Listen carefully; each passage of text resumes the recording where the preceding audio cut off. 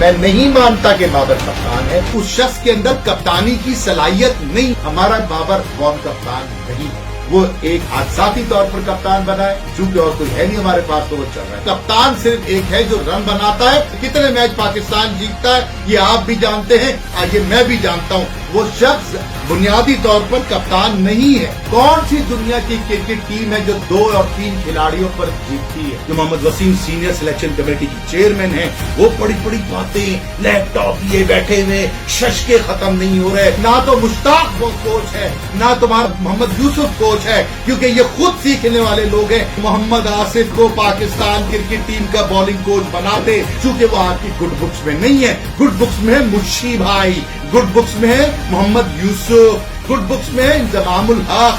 وہ آئیں گے. بسم اللہ الرحمن الرحیم. ایاک نعبد و ایاک نستعین.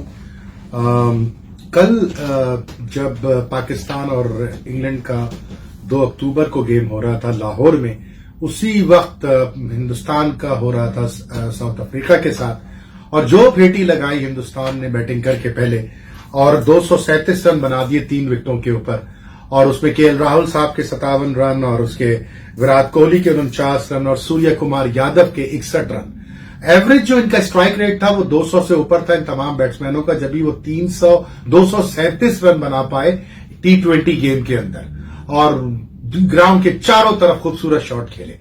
اچھا، اب جب ساؤتھ افریقہ بیٹنگ کرنے کے لیے آئی تو ساؤتھ افریقہ کی 3 وکٹیں 47 رن کے اوپر 47 رن کے اوپر 3 وکٹیں گر چکی تھی اور 6.2 اوور ہو چکے تھے.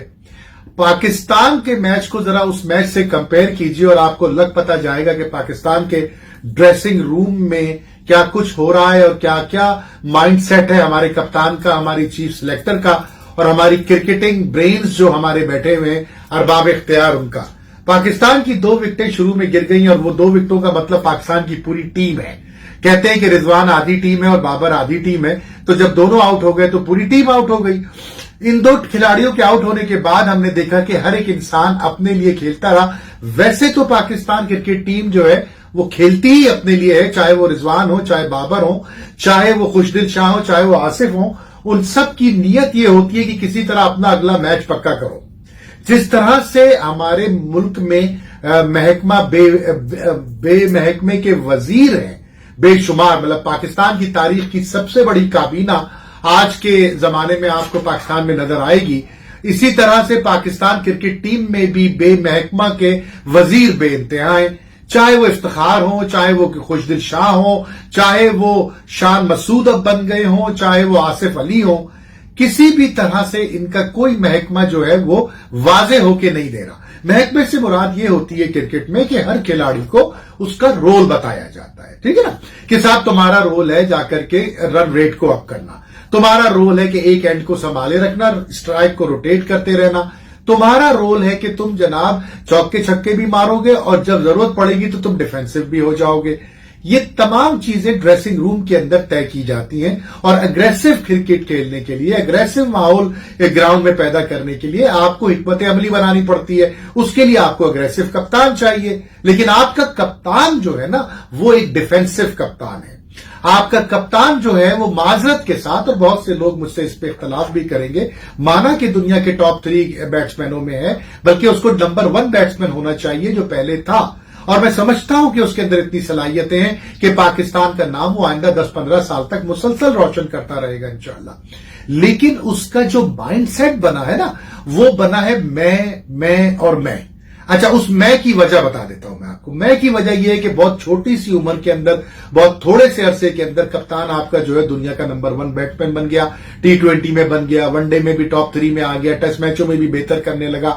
اس کو آپ کے میڈیا نے، آپ کے بڑوں نے اور انٹرنیشنل میڈیا نے اس کو ہوا دے کر کے بالکل غبارے کی طرح پھلا دیا. اب اس کے ذہن میں پاکستان کی جیت سے کہیں زیادہ اہم اس کے اپنے انفرادی ریکارڈز ہیں، چاہے وہ 1000 رن ہو، 2000 ہو، 3000 ہو T20 میں. لیکن ساتھ ساتھ اس نے جو ماحول ایک چھوڑا ہے ڈریسنگ روم کے اندر، وہ میری ذات اور میرے سوا باہر دنیا کچھ بھی نہیں ہے. اس کی وجہ سے پاکستان کو جو نقصان ہوا ہے اس کا ازالہ ناممکن ہے. اب میرا سوال یہ ہے کہ اگر رضوان ایک اچھے اوپنر کے طور پر بن چکے ہیں، تیار ہو چکے ہیں، تو رضوان کو فخر کے ساتھ ओपन क्यों नहीं कराया गया? अगर ठीक है इस सीरीज में फखर जख्मी थे, एशिया कप में फखर को वन डाउन लाने के बजाय ओपनर लाते, लेकिन वो ओपनर वाला स्लॉट जो है वो बाबर ने अपने लिए रखा हुआ है, क्योंकि उनको सर्कल में खेलना है, उनको सर्कल में खेल करके अपने 30, 40, 50 रन करने, ताकि वो रिकॉर्ड वाला सिलसिला मुसलसल बरकरार रहे। ठीक है, पहला इशू ये।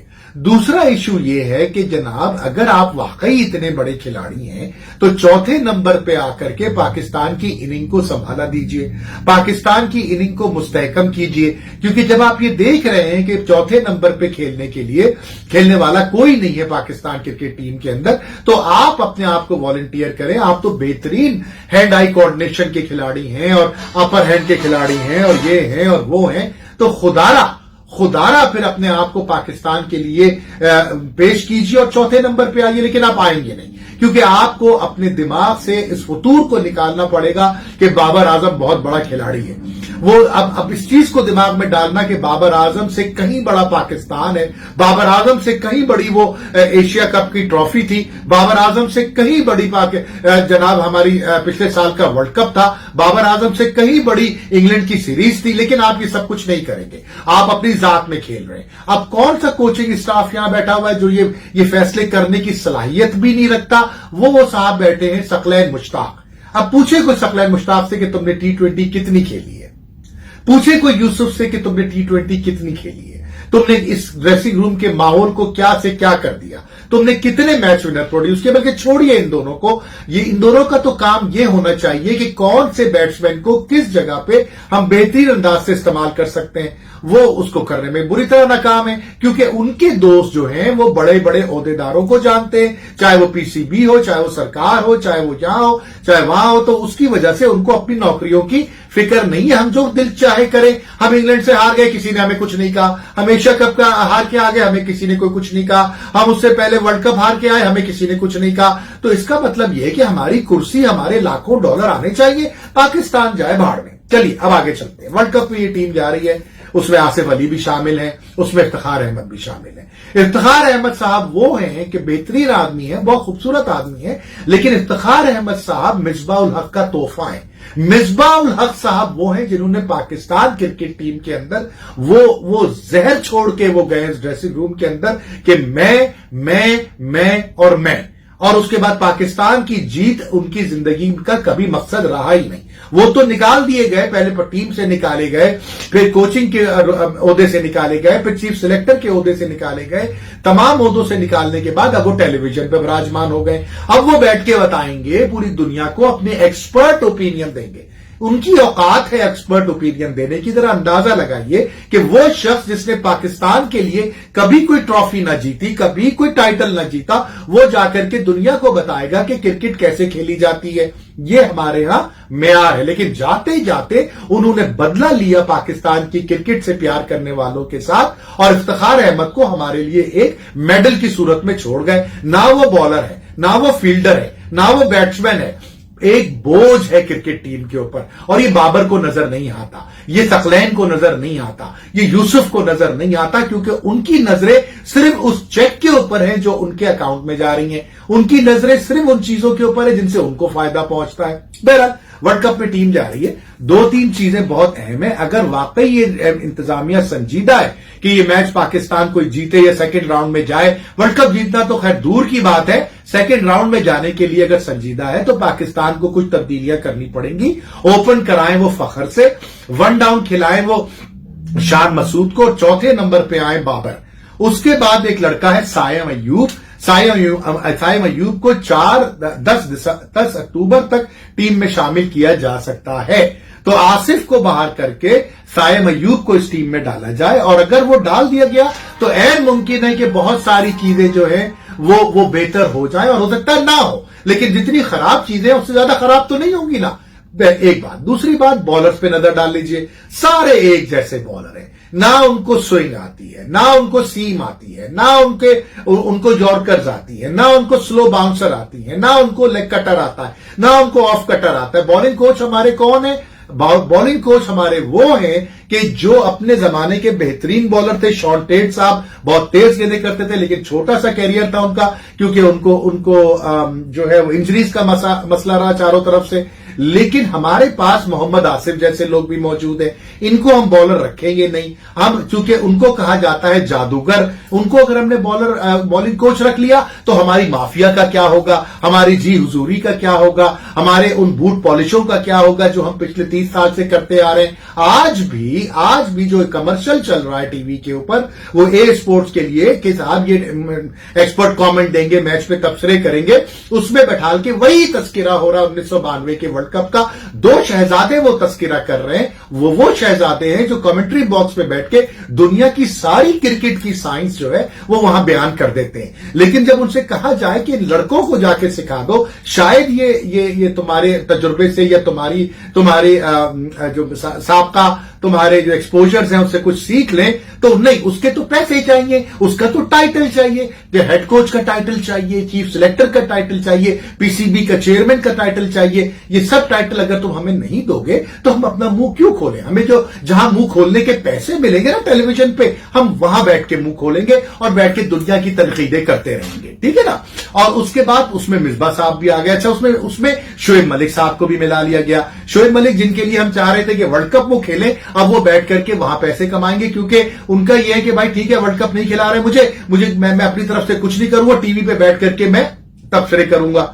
میری سمجھ سے ایک بات باہر ہے کہ نہ آپ کے پاس ڈھنگ کا بالنگ کوچ ہے, نہ آپ کی بالنگ 10 پوری ٹیموں کو کبھی وہ T20 میں آؤٹ کر پائی. آپ اٹھا کے پچھلے 17 T20 6 اور 13 T20 دیکھیے کتنی دفعہ پاکستان نے مخالف ٹیم کی 10 وکٹیں اڑائی ہیں.